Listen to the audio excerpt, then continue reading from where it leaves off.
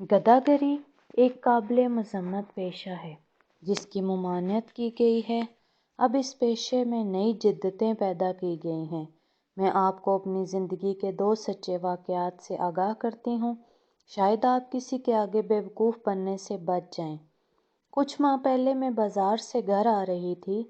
میں ایک رکشہ روک کر بیٹھ گئی۔ 2-3 منٹ کے بعد رکشے والا موبائل پر کسی سے باتیں کرنے لگا۔ اس کی باتیں مجھے واضح سنائی دے رہی تھیں۔ وہ کہہ رہا تھا، یار میں بہت پریشان ہوں۔ بیٹی کے جگر کا آپریشن ہے۔ ملتان میں پیسہ کم پڑ رہا ہے۔ سب سے مانگا ہے لیکن کوئی نہیں دے رہا۔ بیٹے نے اپنی موٹر سائیکل بیچ دی ہے لیکن پھر بھی پیسے پورے نہیں ہو رہے۔ یہ سن کر میرے دل میں رحم کے جذبات غالب آ گئے۔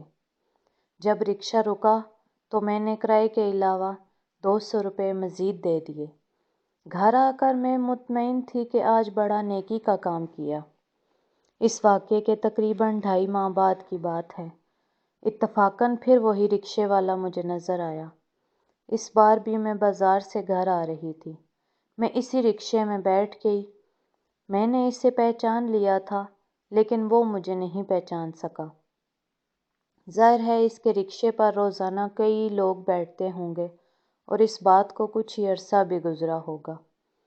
بہرحال 2-3 منٹ کے بعد رکشے والے نے اپنا موبائل نکالا اور کسی سے بات کرنے لگا۔ میرے دماغ میں فوراً سے پرانی بات یاد آ گئی۔ وہ اسی انداز سے بالکل وہی باتیں کر رہا تھا۔ یار میں بہت پریشان ہوں۔ بیٹی کا آپریشن ہے۔ رقم کا انتظام نہ ہوا تو میری بیٹی مر جائے گی، وغیرہ وغیرہ۔ میں فوراً سمجھ گئی یہ آدمی دھوکے باز ہے۔